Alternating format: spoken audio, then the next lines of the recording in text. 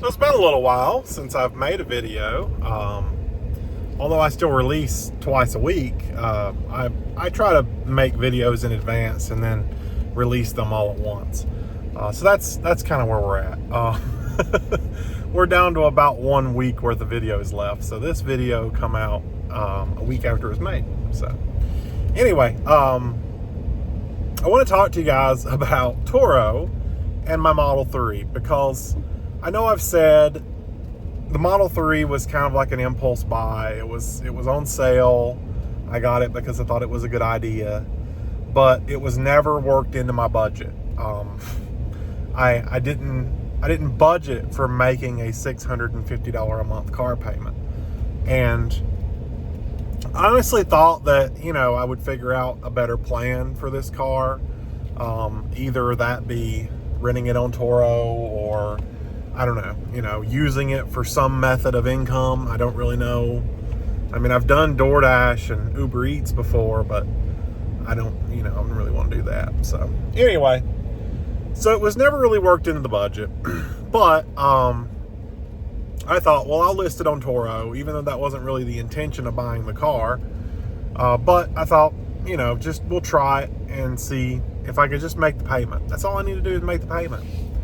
So I listed the car on Turo, and for the past 6 months, I've been getting about an average of 1 rental a month. But the issue is those rentals are 2 to 3 days long each time.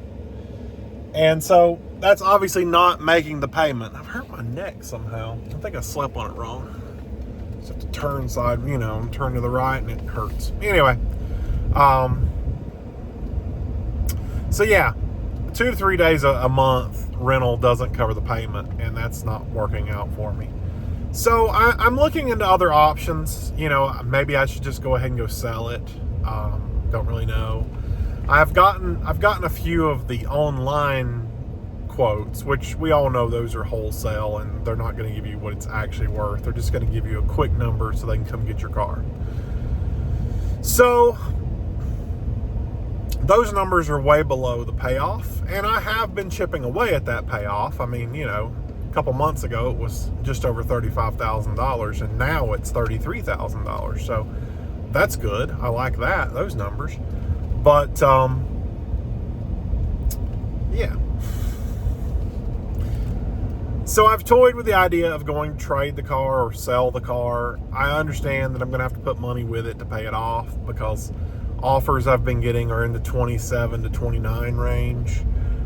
And Tesla actually offered 26, so that's not happening ever.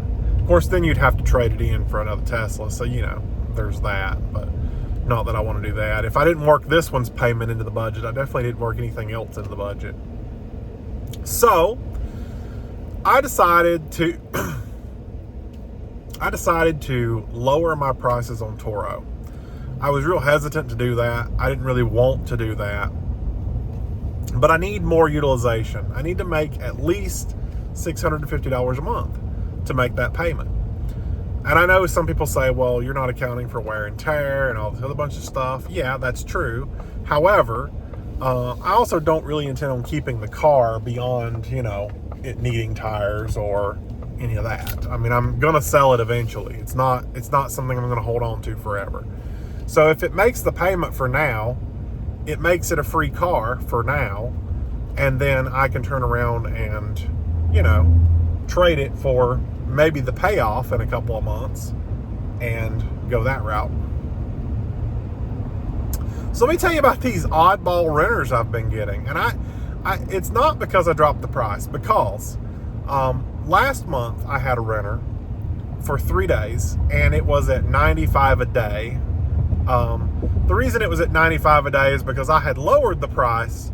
Woo, that sun is bright. I had lowered the price to $80 some a day, which is still pretty high. But on Saturday, I jumped it to like $110 or something, $120. I don't remember the exact price. Anyway, long story short, guy rents it $95 a day for 3 days. During the weekend, of course, because, why not? I'm thinking, just another usual renter. He picks it up at the usual pickup location out here in front of Subway that I use.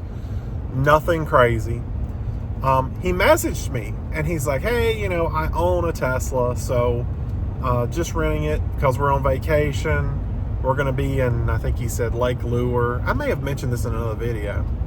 Anyway, now that I think about it, I may have. So he rents the car and they take it to Lake Lure. And I see on the cameras that he's got an RV and stuff like that, so no big deal. But they take the car to Lake Lure and all is good. Kinda.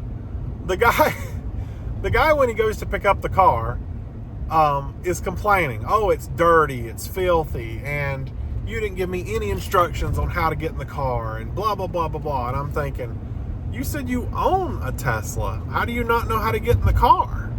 The way I do it, once you verify your driver's license, I send you a link to add the car to your Tesla app, and off you go. That's how it works. So, figuring, this guy has a Tesla, he uses the app, he knows how to do all this, shouldn't be that hard. I concluded, I don't think he owns a Tesla. I don't think he has anything to do with Tesla at all, because everything that shouldn't have been an issue was an issue with this guy. And I feel like the complaint of, oh, the car's filthy, the car's nasty, was just I'm going to use this as an excuse because I don't know what I'm doing and I want to make it look like I had a bad experience. So I was fully expecting a bad review. I was fully expecting him wanting a refund, all this other bunch of stuff. And so I did. I proactively offered him a discount of 10%, or I think it was $20 total, just to, pacify him and hopefully he'd be happy. He ended up not taking the discount.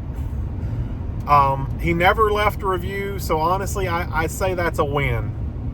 But the whole weird thing about the rental came about when he picked it up. He took it to Lake Lure, where they were staying at their campground, and then late that night, about 9 p.m., he drove it to the Charlotte airport.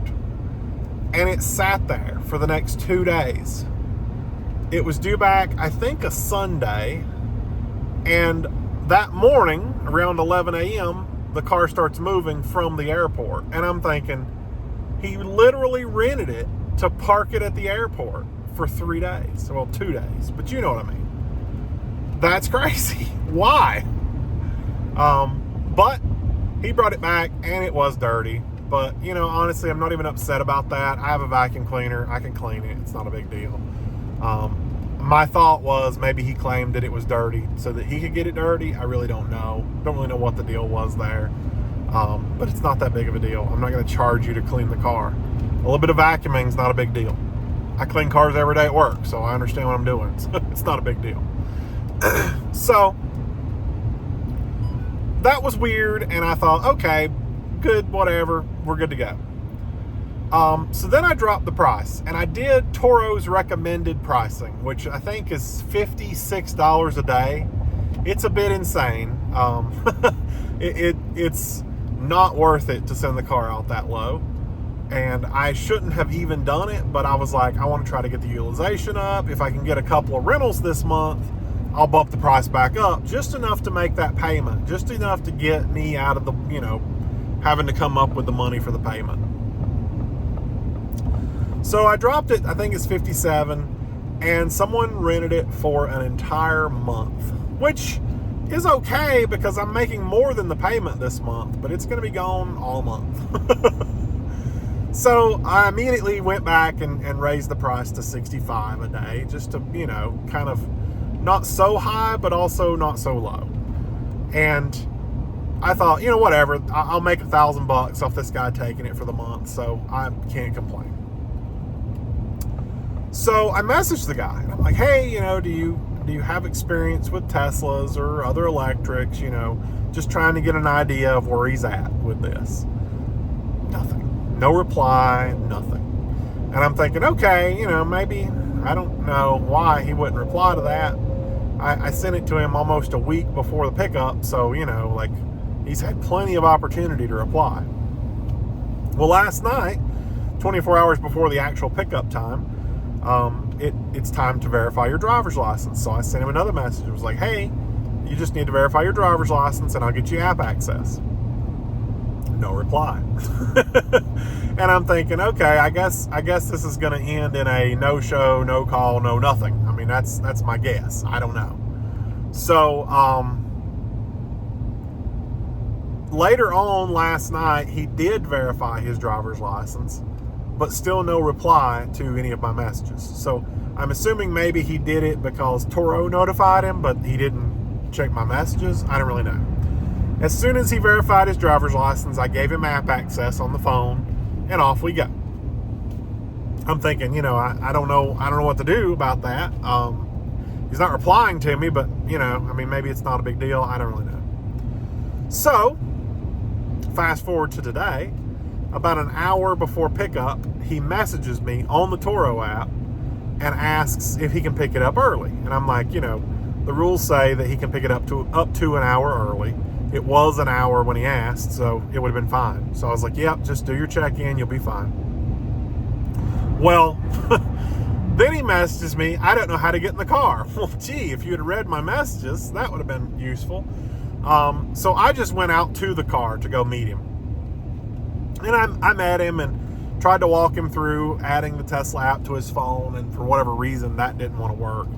I Googled the issue, and some possible causes were maybe his phone was out of date, maybe the Tesla app was out of date, whatever. But I was able to, through conversation, decipher that he had never rented an electric before. He didn't know anything about Tesla, but he had researched it, so, you know, he knew enough to be dangerous, which was fine. The issue came up that we did end up getting his app to work, by the way, but anyway, the issue came up that it didn't have a charger, and he's like, oh, I thought it had a charger, and I'm just like, no, nowhere in my listing do I ever say it had a charger. And I think the point that he might have gotten confused with that is that I said it would be plugged into the charger at pickup in front of Subway. There's a free charger in front of Subway. I put it there, so, you know, so that I could do this very thing. So I think he thought that it came with a charger to go plug in at home, and he was upset about that. So he was telling me, like, you know, he doesn't think it's going to work and not going to be able to take it. And I just told him, I was like, look, Turo doesn't protect me. If I give you a charger and you don't return it, I just lose. I lose that charger and I lose that money. There's nothing I can do about it. I told him if he wanted to give me a deposit of $300, I'll give him a charger. And so he did. No questions asked. So I gave him just the regular wall connector, you know, mobile connector, and just a regular wall outlet because he said that's all he had. I asked if he had any dryer outlets, which I had to give him the plug for it. But so that car is currently out on rent. We'll see where that goes, which is okay. I mean, it was a very oddball thing at first. He rented it for the entire month, exactly 30 days, and he wasn't communicating with me at all. But we did exchange phone numbers at the time of pickup, so at least now I have some form of communication with him, and hopefully it goes well for the next month. So at least that will cover the next car payment and maybe a little of the next one after that. And then maybe we can start renting at a little higher price so that I don't have to let it go for so long to make the car payment. At this point, I don't even use the car. I drive it to work, but now I'm driving the Lightning to work because I don't have it. So it's not like it's a big deal. The Lightning is still very capable of taking me to work. I can still sit in it and let the air conditioner run while I'm on break or whatever. So that's fine. I just don't want to drive like the F-350 because I would have to let the engine run for an hour while I'm on my lunch break, and I wouldn't like that. So anyway, that's my Turo thing going on lately. Just wanted to share that with you. Hopefully it's not as crazy in the near future. Crazy because I don't like getting these weird situations. You know, every pickup up until this point has been drop the car off, give them map access, they take the car, everything goes perfect without a hitch. They bring it back, they drop it off, I take their app access away, and we're good to go. So, I mean, you know, it's worked great so far.